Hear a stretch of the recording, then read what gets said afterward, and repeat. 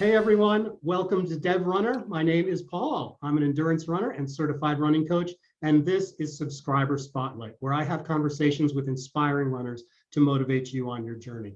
My guest today is a plant-based runner and YouTube host hailing from Florida. He's been sharing his running adventures since 2015, and it just keeps on getting better. I'm really looking forward to this conversation. So let's jump right in with Matt Bertrand. Hey Matt, thank you for being here today.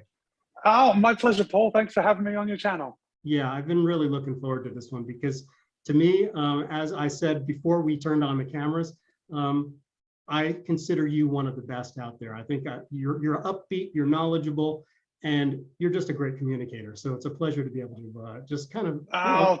Thank you. Thank you. It's all smoke and mirrors, Paul, but I appreciate you. I appreciate you saying that. Well, I mean it. It's a pleasure to tune into you whenever a new video comes out. So thank you for being here today, and I'm really looking forward to getting to know you a little better. So, with that in mind, sir, with that in mind, I'm just hoping that you can start us off with just a short bio, who you are, where you're from, anything that you'd like everybody to know up front. Okay, good. Well, obviously, my name's Matt, and basically, I'm a runner that likes to talk about running, and basically, my whole social media is surrounding my hobby of running. So a backup to that hobby is also my YouTube and social media. So a couple of years ago, I found that I needed something else. I was kind of a one-trick pony with running. Like, that was all I did. And I wanted to spin it into something else. And that kind of led me to my secondary hobby, which was my YouTube channel and doing that. But that has they're equal parts now. I feel like I am not just a runner, not just someone that makes YouTube videos, but now I consider myself at least a running YouTuber. Gotcha. I grew up in the UK, that's where the accent comes from. And I lived there, or at least I counted that as my home until I was about 21. Okay. Now I was traveling for several years before that, but I kept going back to the UK, and that was still my home. One day I was out traveling and I was heading home, and I came to Florida, and just to cut a long story short, I never left. Wow. And I've been here ever since. And you stay in a place long enough and it turns into home. And that's me in Florida right now. So Florida is my home. So just like a lot of Brits, we like the warm weather, even though I do complain about the warm weather on a daily basis. I still choose to live here, and I like it a lot. I'm glad to hear that. So with that in mind, sir, let's go back a little bit further. I want to learn a little bit more about your athletic background, sort of go back as far as you think is relevant. Okay, well, I would never have considered myself an athlete as far as organized sport. So when I was a kid, football was the order of the day, or soccer. And so I was never really into it, but it was so prevalent that it was what we played on the playground. If we were going to play something after school, it was always football. But I never thought of myself as a footballer. But that was the sport that everyone just played in the UK at that time. There was also cricket and rugby, but football was like my area. That's what my friends were into. So that's what I did. When I got a little older, I really got into mountain biking. And that's when I was like a mid to late teenager. I had my heart set. That's what I wanted to do. I wanted to be a professional mountain biker. That's awesome. Now, as far as running goes, when I was a child, like a teenager and a late teenager, coming into adulthood, I would run once in a while. Now, my dad used to run once in a while, so I had him going out, and he kind of obviously influenced me. But that kind of took root many years later. So just in a nutshell, I don't think I was very athletic, but I had a very active childhood, and it kind of just spawned into running, which kind of got me into triathlon. And then after several years of triathlon, I graduated, for lack of a better word, to only running. I realized that I like running the most. Gotcha. That makes a lot of sense. Okay. So let's go from there. I mean, I'm very interested in you going from sort of a more generalized athlete in the way of triathlon, and what was it? How far in were you when you started to realize that running was sort of where it's at for you? Okay, this is an excellent question, Paul, because how it got for me was time. So to be good at something, you have to put in so much work and so much time. And I was doing sprint triathlons and then Olympic distance triathlons and then half Ironman. That's the biggest I went. I never did a full Ironman. And the reason is that how much time it took me to train for just a half Ironman, it became pretty overwhelming to think of training for a full Ironman, because you have to be good at it, you have to do it a lot. So I'd have to be running, like maybe not as much as I run now, but I'd need to spend hours in the saddle 5 days a week. I'd need to spend hours in the pool. And although I had the time, I just wasn't committed to that level of commitment to my sport. And I've got lots of friends that are triathletes now, and they make it work with families. But you've got to have an understanding partner, understanding children. And although I do, I realized that I like running the most. And I was like, I can be a runner. I can be a really good runner on 10 hours a week of running. I mean, that's a lot of running. Yeah. So that's kind of the direction I went. But there were other factors that led me in that direction, but we'll get to that in a minute. Yeah, okay. And I'm curious, like, what age were you at when you sort of committed fully to running? Like how long have you considered yourself a runner, per se? I would say mid 2000s. So I'd say 2004, 2005. Okay. I'd say that's how long I would consider myself an athlete. Although back then in the beginning, we've got all these things, these blocks that tell you you're not an athlete. You're not an athlete unless you do this, or you're not an athlete if you do that. In the beginning, I didn't think of myself as an athlete. I was just someone that did triathlon. I was just someone that runs. Yeah. After a little bit of time, you get a little more confidence, and it's like, yeah, I am an athlete. And that's, just to jump ahead, that's what I really like about being involved and having my channel and having my Instagram and having my Strava. I like encouraging people, because a lot of people are like that. They don't consider themselves athletes when they absolutely are. Yeah, absolutely. And I'm exactly the same way, because, when I started running, I was very much, I don't want to go talk about me, but I was scared to be seen by the neighbors, because I was I was convinced I was not a runner. And it took me a year and a half just to work up enough guts to walk out the door and let the neighbors see me run. Yeah. But so now that's exactly why I do YouTube. One of my major drivers is encouraging people. Get out there, be an inspiration for others. Don't worry about the people who are saying anything negative. So I'm glad to know that you think in a very similar way. Yeah, and there's always going to be haters, and I think the hate. Listen, I don't know about your channel, but occasionally I get haters on the channel, and they start running their mouths. And you know what? I think there's no public. Or let's see, what is the saying? There's no such thing as bad publicity. Or I think I've made it once I start getting people hating me. It's like, yeah, come on, tell me what you think. Some rando on the internet telling me what they think doesn't bother me at all. I really like it. So it's funny because I started getting those in the last little while myself, and I consider it fuel. It kind of pushes me out the door even faster to go out there and train harder. So yeah, it's kind of good stuff. Bring it on, kind of thing. Exactly. Yeah. I mean, I'd never knock it. Yeah, someone watched my video long enough to complain about it. That's great. Yeah, Thanks for watching my video. Yeah, exactly. Wonderful. Hey, I've got more stuff that you can complain about. Subscribe so you don't miss any of it. Exactly. Great stuff. I love the attitude. So Matt, let me ask you this, just to bring it back into your running history. Talk about what you consider the highlights of your running career. And I'm not talking about PRs necessarily, though I'd love to talk about that too. But just the things that have brought you the most pleasure, the most satisfaction. Yeah, there's my PRs. I could never talk about them again. They mean nothing. The PRs haven't been my most successful parts of my running career. It's not even just a minuscule part of it.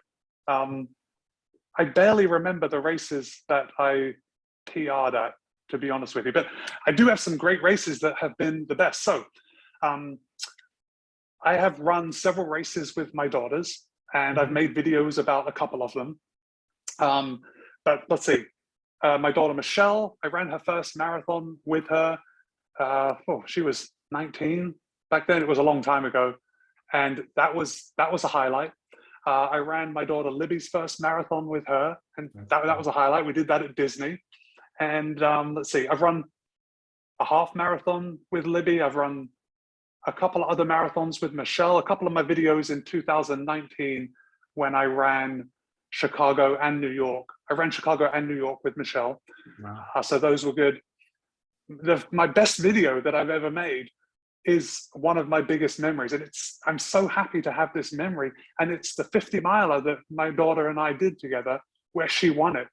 Mm-hmm. And gosh, it gives me shivers just talking about it, but it was such a good day. And it was such a good time, especially because she ended up winning. She was first female. Yeah, that's awesome. But I get shivers just talking about it. And, you know, it's hard. Someone's first 50 miler when you don't know that pain. And she was crying and complaining for some of it. And I eat that stuff up. I love it. And then she kicked into gear and finished strong. And that's great. So, yeah, I'd say running races with my daughters has been the highlight. And I've run several races with my wife, Harmony. Those have also been great just because she was such an influence on me.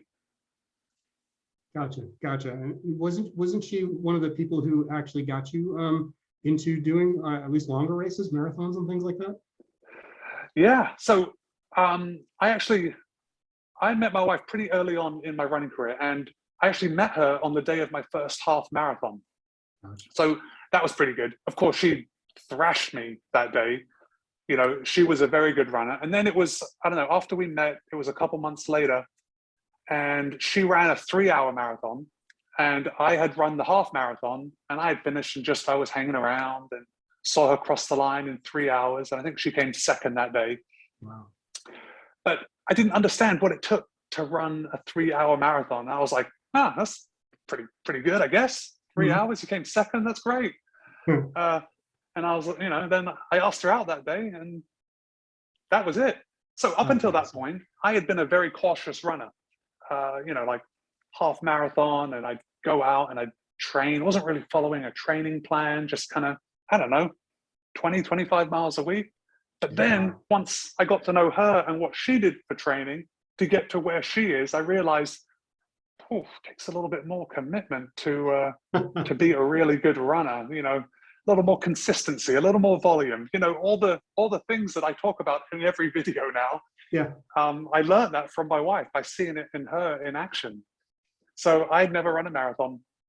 When was my first marathon? I did my first marathon with my wife, not together, but we ran it together because we're actually going on a cruise that same day. So it was actually pretty ideal. We ran the Miami Marathon, and then we got on a ship, and I got to eat pizza and cookies for a week after, which I earned every one of those cookies and pizza. Exactly. But yeah, my wife has been like the biggest influence, and has definitely made me who I am, especially the runner I am. That's so wonderful. I love the fact that it's sort of a family affair when it comes to running for you guys. That's just got to be so great to have that kind of support from other people who understand what it is you're going through. That's just amazing. Yeah, exactly. It's it's a big deal. When I want to go out first thing in the morning, she understands. She's been there. She knows what it takes. And in Florida, as you know, in the summertime, you have to get out before the sun. You know, it's not worth risking getting sunburned and skin cancer for a run. So you have to get out early in the morning, take care of business. Those long runs, man, the long runs take a lot of time. They're called long runs for a reason, right? Yeah, exactly. That's wonderful that you guys share so much in common. That's great. And you've kind of led me very naturally into my next question, Matt. What's your favorite race distance right now, and why? Well, it's the marathon, and okay. I think if anyone's watching this that knows me, that they'll know that that's my answer. I just love that distance so much. It's you have to race it. It's fast enough that you have to race, but it brings another level to racing. So when you run a 5K, it's like it's like you have to set yourself on fire. It's just pain from the start to the finish. I love it. But a marathon, to me, a marathon is a little more structured. You feel good in the beginning and you're running at a good pace, but is it the right pace to last for however long you're going to be? It's such a timing, it's such a structured event. And I like that feeling of just deadness that comes over you, and you have to push through and persevere. And it just captures the essence of what running is for me. And I think other people will find that with other distances. You know, I've been running a long time now, so someone that is just getting started, they're going to have those same feelings at a 5K. Exactly. And exactly. For me, it's the marathon now. Yeah, you slowly just start running further until you find a distance you like the most. And it's the marathon, definitely the marathon. I'm so glad to hear that. We share so much in common, and when it comes to running, at any rate, that's great. Yeah, and I know you're a fan of the marathon too. Yeah, some days I am, some days I'm not. But you know how that goes. Yeah. Oh yeah. So let me ask you this. I'm going to switch directions a little bit because I personally am very curious about this, and I feel like I'm already 90% of the way there, but I want to learn more from somebody who's already seemingly mastered this. What got you started as a plant-based human being, and why? That's a good question. So I think if I had to analyze it, I've always been, my wife tells me I'm mad for the environment. And I know that started in middle school. Not being plant-based or not vegan or anything like that, but just being aware of just the impact that we have on the planet, on climate, on all of that. So I was aware of it, but of course, you and I are probably the same, as are most people if they're living in a Western country. We grow up eating a certain way because that's how we've always done it. So fast forward a couple of years, I start getting more interested in my triathlon, my running. I want to be healthy, so that automatically, you make some changes when you want to be healthy. So perhaps I wouldn't eat a full rack of ribs for dinner. You know, I might have a side of vegetables with it as well. And then I start cutting out soda, or Halloween rolls around, I won't eat a whole bag of candy corn just sitting watching TV. You know, the little things that we make. So I met my wife, and she suggested, this was so ludicrous to me at the time, it's she has been vegetarian since she was 11 or something. Wow. So a long time. And she suggested that we have one meal a week. On Monday, meatless Monday, that we don't have meat for a meal. At this point, she was just making it for me. She wasn't eating it. And I was like, you know, it was new in our relationship. And I was like, all right, I can go hungry for one day a week. It's fine. Probably won't kill me. But that just snowballed, you know? Yeah. That just snowballed. And it was like, you know what? I don't need meat. Then, of course, this was the time when Scott Jurek was just crushing it in the ultra world. And he was talking up how he was a vegan, and it was very sensational back then. It's not so much anymore because, you know, studies show it's a very healthy way to live. But back then it was sensational. It's like, ooh, how can you do this if you're not eating a hamburger? It's crazy. Yeah. And I was like, yeah, I can really get behind that. That's something I can feel good about. It'll make me feel good about the environment, the animals, it's healthy, and there's a wow factor to it, you know? Yeah. And basically that's what happened. Now, okay. I mean, I can say right now that I won't eat meat again. Of course, if I was stuck on a desert island and there was only a cow and it was sand, yeah, I'd kill that cow so I could live and I'd eat it. Yeah. But that's about the extreme that I would go. I'm very happy not eating meat. It's not something that I find appetizing anymore. Gotcha. Yeah, it's funny because not being fully vegetarian myself, like I said, I'm probably 90% of the way there in normal life anyway. So I feel like I'm so close to taking that final step. But it's just nice to hear from somebody who's been at it for a long time and can attest to the fact that, you know, it's doable, and it doesn't take a major shift in mindset, I don't think.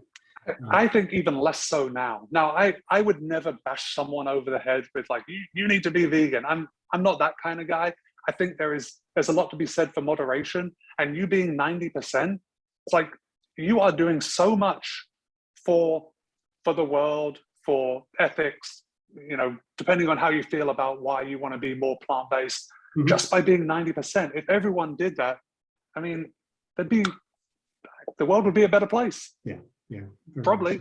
So I don't think it's not for everyone. There's a lot of people that say that, but for the people that are ready to accept it, especially now, it's 2021, going into 2022, you can buy anything you want, any meat product that is plant-based now. It is very easy to be a plant-based person. Now, there's a lot of junk food out there. Most of that stuff is processed and junk. So I don't want to push that on people. But if you were just like, I don't want to change my diet, but I want to be plant-based, well, you can do it. And you can have hamburgers every night. And you can have a hot dog for lunch. And I can whatever you want. It's very easy now. Yeah, absolutely. And that has kind of helped me to make that transition, is because, I've tried all that stuff from vegan chicken to vegan fish to vegan hot dogs, as you said. And it's kind of like, it was one of those things where I tried those things and I was like, it's an interesting way perhaps to transition, but I don't feel the need to pretend I'm eating meat. You know what I mean? It's like, if it's gone, it's gone, it's out of my life. But something I'm very, very curious about, Matt, and I'm sure that everybody who's watching this and is intrigued by this portion of the conversation, I'd like you to talk a little bit more about how veganism affects your running specifically. Okay, that's a little more tricky, because I've been fully plant-based now for coming up on 9 years. I think it's been quite a while. It's very difficult to remember what it was like before. And I remember reading stuff when I first went plant-based, how, your recovery is so much better. I just recover so much quicker. I didn't notice that. Like, it wasn't noticeable. And perhaps I thought it was noticeable because I was hearing so much that your recovery is going to be better when you go plant-based. Nah, I mean, I can't say I noticed that. What I notice is I'm more comfortable eating. So the food isn't as heavy in me as far as a physical sensation. And it's so much more pleasurable to not be just weighed down by your food. Now, I can still, most nights I eat enough where I'm like, I'm so full. Gosh, I wish I didn't eat so much. But that feeling doesn't last like all day or all night. It's very quick. To say, it's very cliche to say it's a cleaner way of eating, but I think that describes it the best for me. It feels like a lighter, cleaner way of eating. And I still get all my nutrients, and I take a B12 supplement just because we need that, and that isn't present unless you eat animals. But that's I like it. I feel better. I ran all my PRs before I went vegan. Interesting. But there's also something to be said for my age and when I went vegan and how old I was when I was peaking back then. Gotcha. So I've run very close. Obviously, I ran my master's PRs as a vegan, and I don't know, could I break my PRs now as someone in their mid-40s? Maybe with the right amount of training and commitment, but I've really got no interest in that kind of structure right now. I'm happy with what I did, and I'm happy with what I'm doing. So it's nice to have that. I'll take what I've got. Yeah, exactly. Yeah. Exactly. No, that's wonderful. Because speaking from my small window of moving between sort of that healthier 90% diet that I described before, to, I ran a marathon 2 weeks ago, and my usual modus operandi after a race is indulge. And so I went immediately into like the Supermondo burgers and the ribs and pizza and all that stuff. And I very quickly found that I felt terrible. It didn't take more than like 5 or 6 days to feel absolutely terrible. And I was like, you know what, I'm going to turn this around. I'm not going to do what I usually do and make this last for far too long. I'm just going to turn it around and get back on the wagon and do the healthy thing. And within 2 or 3 days of returning to a decent diet, which was like 90% vegetarian, I just immediately started feeling better. You know, it's like suddenly I could feel that blood pressure coming down, and everything just felt better. It's just, you know, I just can't see doing that anymore, you know, for like an extended Paul, you period. did bring up a good point, something that I haven't even remembered. But those health metrics, those are what changed when I went plant-based and vegan. Also starting to pay attention to the salt content in my diet, but my blood pressure was an absolute nightmare. Wow. And it dropped overnight. Now, I mean, I don't even know, it was scarily high. And I wasn't stressed. I'm a pretty easygoing guy for the most part. Yeah. But every time I take those blood pressure readings, it was like, wow, that is hypertension all the way. And since I have gone plant-based, it's so much lower. Now it does get higher when I'm stressed or, you know, different things. I think I'll never be like my wife. She can put a blood pressure cuff on and it's like, how are you standing up with blood pressure this low? Wow. But I'm generally in the healthy range now, and I have been since I went plant-based. That's great to hear. That's great to hear. That's something for me to look forward to. Yeah. Cool. All right. So I'm going to switch gears again with you, Matt, here, because, you know, I'm sure 90% of the people who are watching this video right now already are completely aware of your channel.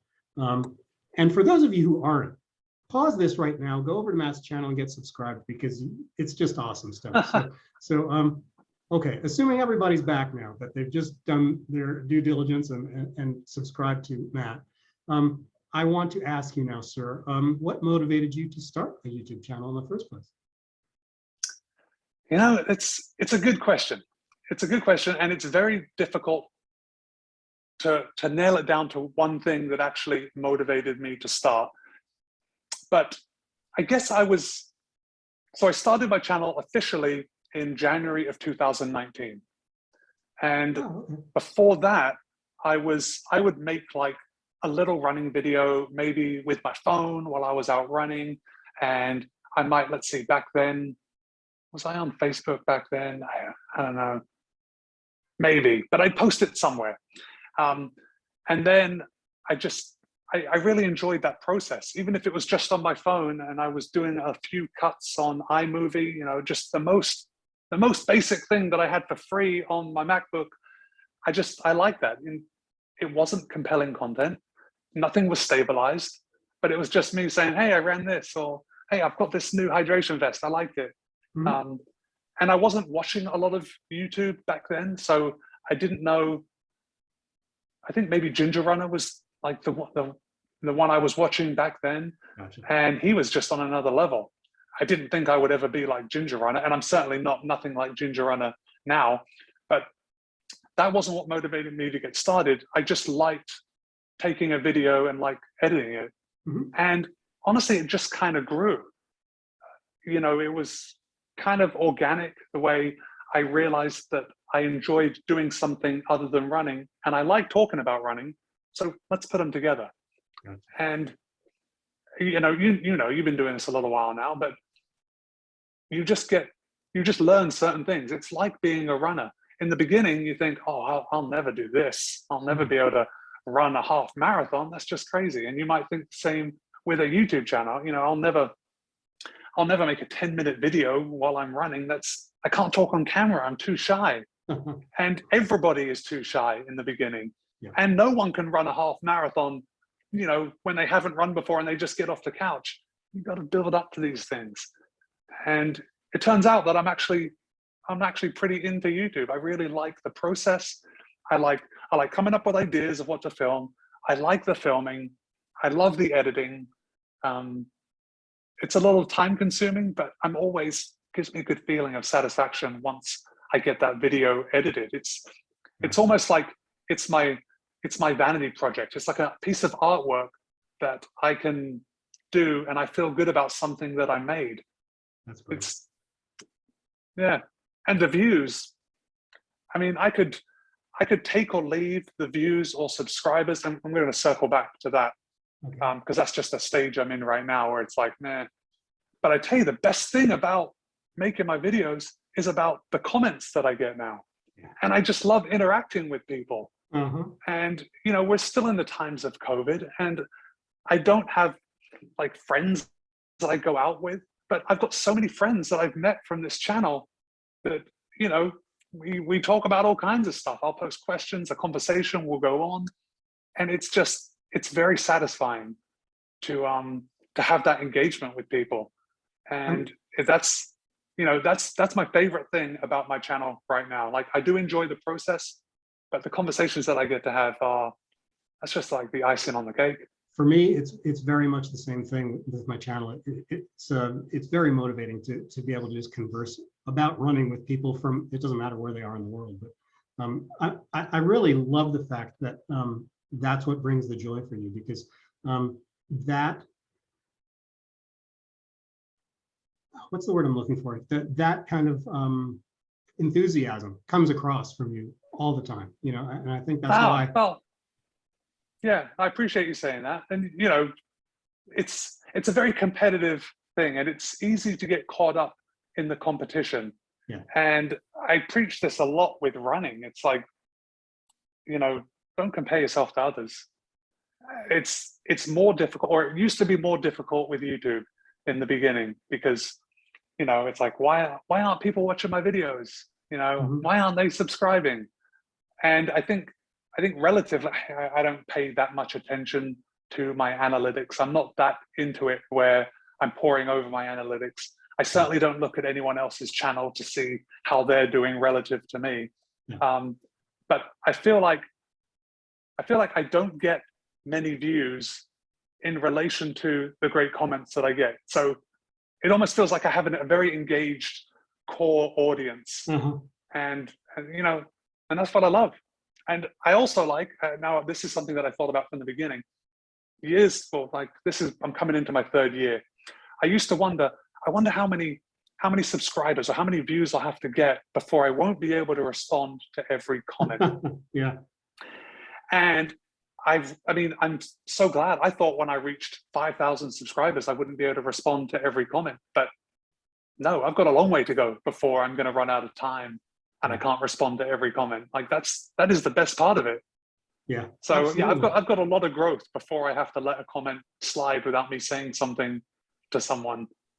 Yeah. Which is a good thing, you know. It's nice being a small YouTuber that we can have that interaction with people. Because you know, you're right to some of the big guys, big girls, and they can't respond to everyone. You know, they've got a life. They're running a business. Their YouTube channel becomes a business. Exactly. I mean, I've had conversations. I don't want to name drop and stuff, but I've had some conversations with some of the, you know, the bigger people who are, you know, doing this running YouTube thing, and that's exactly what they say. Is they say enjoy the time when you're small enough to actually know everybody. You know, because they said it gets to a point where you have to reevaluate and decide, how are you going to spend your time? Does your family get any of your time, or are you just going to be online all the time? Yeah, you know, exactly. So, I mean, you know how long it takes to come up with ideas, to outline, to get the B-roll, to film, and then to edit. I mean, it's a process. Exactly. So these YouTubers that put out videos every day, obviously they are a lot more streamlined than I am. I know that. I know they're a lot more efficient at what they do than I am. But I tell you, I've got to give it to them. You know, it's their job. A lot of them, when they get to a big thing, they're able to leave whatever work they're doing, and their side hustle becomes their hustle. Yeah. So, you know, but I don't know. There's space for everyone. That's what I say. Exactly. There's space for everyone. I think the big thing to realize, whether you're a YouTuber or whatever it is that you decide you're going to go after in life, is to realize that very little of the world is like a zero-sum game where it's like, I got to get my piece of the pie and I want to make it as big as I can, and I got to take it away from the other guy. That's just not the way it works. Everybody can get as big as they want to, and it's just, everybody can be friends and everybody can feel better for having talked to somebody else, you know.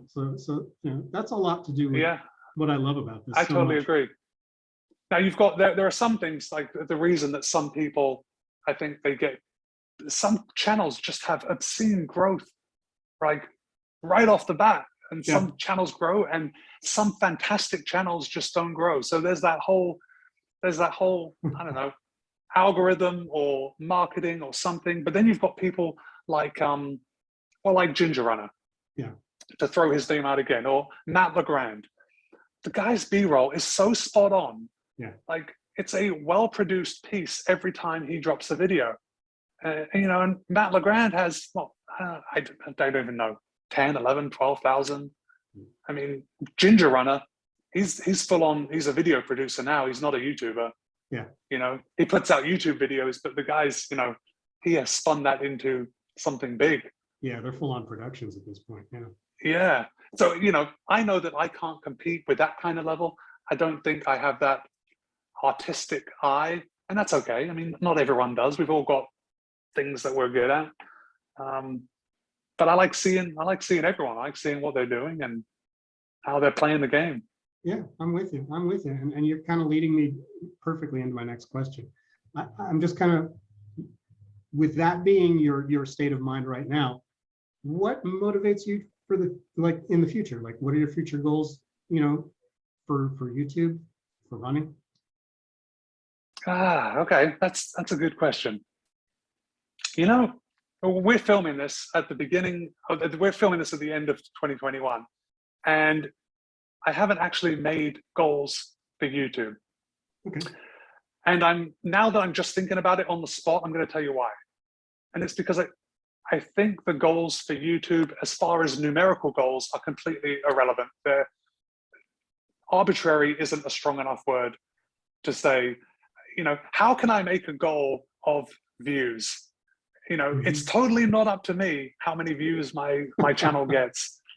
Subscribers, I mean, it's like this, you know, some days I'll get several subscribers, some days I'll lose several subscribers. Now I don't follow it that closely, but when I go back, I can see there are days that I've lost subscribers. And you know, that's totally okay. And I can't predict it. I don't know, maybe it'll just dry up and I won't get any more views. You know, I'm sure I'll have that same core because there's people that I just love talking to. And I feel like they would watch my videos if I put out anything, but you know, maybe it won't. Or, you know, there are some videos that just take off and maybe I'll have one of those and then who knows? So anyway, that was a long way of saying that I'm not making those kind of goals. Gotcha. Now my goals for production and quality, it's not a very structured goal, but I do want to improve my quality moving forward. I'm not quite sure how that's going to present, but I would like to put out a better product. And maybe it's only me that will notice it, but that's okay too, because this is for me. I do this for me mostly. You know, I feel good doing it. And I want to publish at least 2 long videos a week in 2022. Now that was my same goal in 2021. And I haven't reached a point where I think I can up that goal to 3 videos a week. I still work full time. I run a lot and I don't think I have the time in my life to publish 3 videos a week. Now there will be weeks when I publish 3 videos, but I can't make that a goal in the beginning of the year. So at least 2 videos a week. And I think that's a sustainable number for me. Now I also do, making shorts are very easy. I can make these 1-minute videos, you know, maybe 5 times a week. I'll make that a goal. Gotcha. So I might publish shorts 5 times a week with just me talking about something for a minute or less. Gotcha. But I mean, that doesn't really count. That's not as fun as actually full on producing a video and then editing. I do that on my phone, you know. I'm with you. Now, as far as running goes, like, do you have like, are you taking on any new distances in the near future or any time goals? I know you're not really about that, but. Yeah. I'm not taking on any new distances. I think I've run a 100-mile race. So to take on a new distance would mean running further than that. And I don't want to run further than that. That's, that beats me up for a long time, running those distances. You know, I haven't really thought about time goals just because I'm not too concerned with time. I'd like to run. What I enjoy doing is running the best I can on the day. Mhm. And that has a lot of different factors that goes into it. Have I been happy in my training moving up to that day? I ran a race a couple of weeks ago and I tapered for it, but I didn't taper fully. And perhaps if I had tapered fully, I could have performed a little better. Yeah. But I didn't want to taper fully. I wanted to maintain a good life. I wanted to do stuff that made me happy. Yeah. And that includes riding my Peloton and doing weights. I enjoy that to keep me healthy. Mhm. And I wasn't willing to sacrifice, the rest of my life for a race result that it's just good fun. Yeah, I'm with you. I like going out. I like pushing myself. The time doesn't matter. For me, the time isn't as important as pushing myself is. And whether I rest coming up to the race, I'm still going to push myself I'm still going to run as fast as I can on the day. Uh-huh. And that's what I really enjoy about at least most every distance, but especially the marathon. Yeah, it's a great healthy attitude that you have, because Matt, in one respect with what you just said, we're very similar in the sense of I love the training. I just eat up the training. I can't get enough of it. And when it comes time for me to start tapering, for a goal race, I can't stand the idea of like, no, but I want to be, I love grinding myself into the ground and working as hard as I can. So it's just, I feel like I'm giving up something once the taper begins. But where you are very healthy is with your attitude towards racing of just giving it your all on the day, and it doesn't have to be perfect conditions, and you're not going for a PR necessarily. That's where, at this point in my running career, that's where I fall short. So I look to you for somebody who can kind of lead me in the right direction. So I appreciate that very much. Well, I think it's important for some runners who feel disappointment if they don't meet certain goals. And I've certainly been that runner. But I tell you what overcomes that, and that is knowing that you gave it everything. Mm-hmm. So let's say I ran a 3-hour marathon, but it felt like I left something on the table. That would not be nearly as satisfying as running a 3:10 marathon where I gave it absolutely everything. Yeah. And I was just dead on the line when I crossed it. I mean, it overtakes everything knowing that you did your best. Yeah. I'm with you. I completely agree. And yeah, I mean, I'll just leave it there because you said it better than I can. So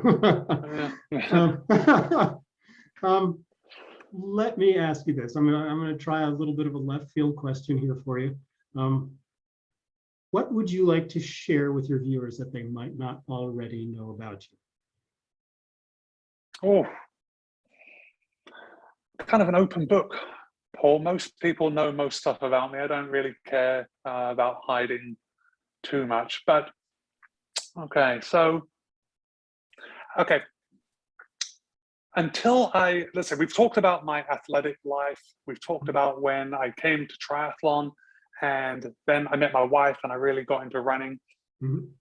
Until that point between when I was like a late teen and when I met my wife, and I was a total bum. Like all I wanted to do was surf, snowboard. I would work the absolute minimum to allow me to surf and snowboard and party, and life was just one big party. I wasn't very disciplined in that regard for a big portion of my life, and it was just it's a 180. Like I was a very late bloomer in that regard, but that's something else I owe to my wife. I mean, you meet someone that you want to do your best for, and it changes everything. Mm-hmm. And it changed my entire life, and as well as my running. That's wonderful. That's wonderful to hear. I love how open you are about that, and how giving of spirit you are to give that credit to someone else. I think that's wonderful.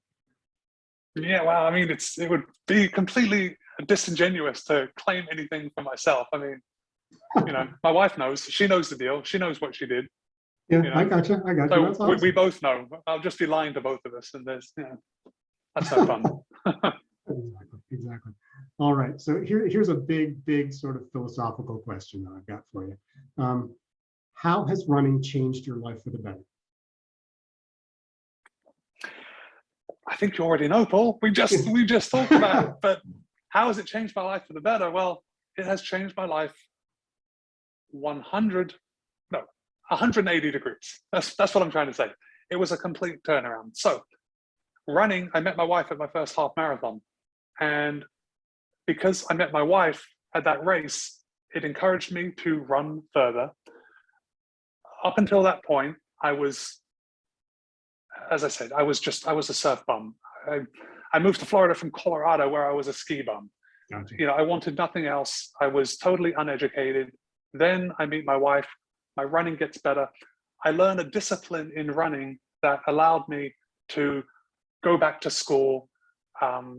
And I worked through my associates, my bachelor's, my master's, while working full time. Mm-hmm. And to say that comes down to running, that's also disingenuous. But because of running, I met my wife. And because I met my wife, I've had that running life that I've had, and I've had everything else that came with it. Gotcha. And when I was in school as an adult, and I was working full time and still family at home, like, I was able to do that because I was able to structure and be focused because of my running. So the running really helped me focus as an adult on education and, you know, what I needed to do. If I'd have gone to university at the appropriate age, Mm-hmm. it would have been totally inappropriate. I would have been a mess, got nothing from it except the social aspect, you know. I got you. But, yeah. So yeah, running has definitely changed my life. I think that's a great answer. And you know, it's funny because people start running. I always say this, but people start running just because they think they want to get in shape, and they don't realize the other mental and spiritual effects that it can have on you. You know, from giving yourself structure so that you can pursue other things. It's amazing. I love the way you just answered that. Yeah, and I think obviously runners are going to be the people watching this video, so they'll be able to identify with it and be like, yeah, that kind of makes sense. But I also realize that that's going to sound crazy to someone that doesn't run, because a lot of people, they don't run because they don't like it. They don't like how it makes them feel. They get tired. They run too fast. They're like, my knees hurt. They're going to be thinking, how did that make you study in school? And I tell you, if you know, you know. You know, Exactly. that's all I can say. I can't give you the secret, but if you know, you know. Yeah. If you're a new runner, stick with it. Give it a chance. Keep going to the point where the running becomes comfortable and it's not so physically much of a strain on you, and all the rest will come. So yeah, that's wonderful, Matt. I want to give you an opportunity, sir, to share a concise piece of advice for other runners. Something they can just like start using today. I've already alluded to it. Well, I haven't alluded to it. I actually said it earlier, but it's don't compare yourself to others. That's my number one thing. Comparison is a thief of joy. Yeah. And I am still a victim of that. I can still find myself comparing myself to others, but it's a trap and I refuse to fall into it. And I have to be aware. I have to pull myself back when I find myself falling into it. But guys, we're each on our own journey. You know, you are going to be better than you've ever been just on your own journey, just focusing on you. You can't compare yourself with somebody else because we're all different. And I tell a lot of people this when they'll put a caveat in their comment like, but I'm a slow runner, or I run slow. And I'm like, listen, speed is totally irrelevant. You know, if you're getting out there and you're running, your effort is still the same as you, who you're going for a 2:45 marathon. You know, that is blazing fast to so many people. But if you compared yourself to Eliud Kipchoge, and you'd be feeling pretty bad about yourself. You'd be like, man, my goal is 2:45. That dude can run a 2-hour marathon. I really suck. So, you know, this is something else I tell people. There is always going to be someone slower than you and faster than you. Always. Exactly. You know, even the best runners in the world, they have days where someone's going to beat them. You know, where they're not always at the top of their game. Exactly. So, exactly. Yeah. Exactly. Don't I compare always like yourself to others. Exactly. It's wonderful advice. And to paraphrase, somewhat. I always tell people, compare yourself to you yesterday, compete with your yesterday, and don't worry I like about it. other people, you know? So Yeah. wonderful advice, Yeah. Matt. People talk bad about Strava for that reason, how, they see people running and they're like, oh, well, if this person has run this far, then I'm going to run this far, or something like that. Yeah. You got to check your thinking and make sure you're not looking at it that way. Because Strava is it's a great social media tool for like-minded people. Mhm. We all don't have to run the same pace or the same workouts. We can celebrate people for what they do, just for what they do, and then they will celebrate us in turn. Exactly. And that's so much of why I enjoy having a YouTube channel myself, is to go and it's not just for the social aspect, but it's also, I'm subscribed to other people's channels. Some people far faster than me, far more talented than I will ever be. And then there are people who don't even want to get faster. They're not trying to build themselves into a stronger, faster, healthier runner, year after year. They don't see it as a competition. But I still watch every video that they put out because they inspire me. They motivate me with just their healthy attitude, with the fact that they're enjoying life, and running is part of that. So, Yeah.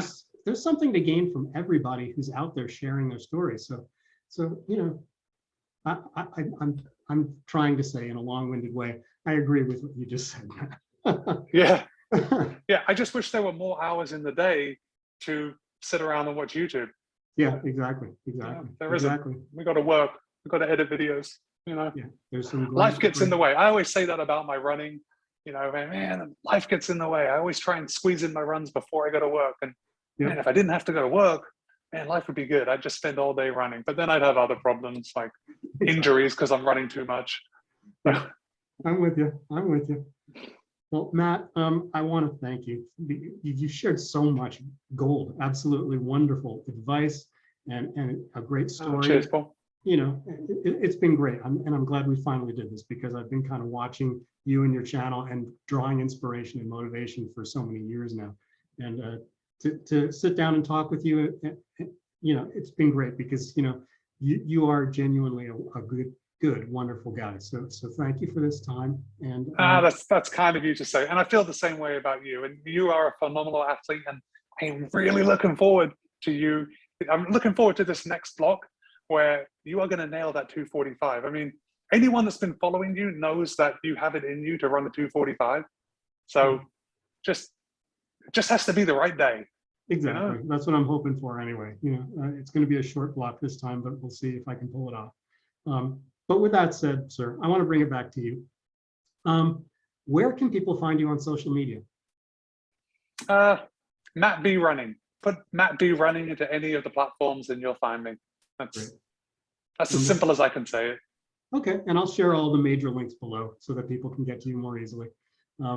Thank you. I appreciate it. And with that, sir, let's just keep this short and sweet at this point. I want to thank you for being here. It was a wonderful conversation again. So I hope you enjoy the rest of your day. I hope you enjoy the upcoming weekend, and we shall talk again soon. Yeah, absolutely. Thanks for having me on, Paul. I appreciate it. All right. Thank you. Bye-bye. See you, mate.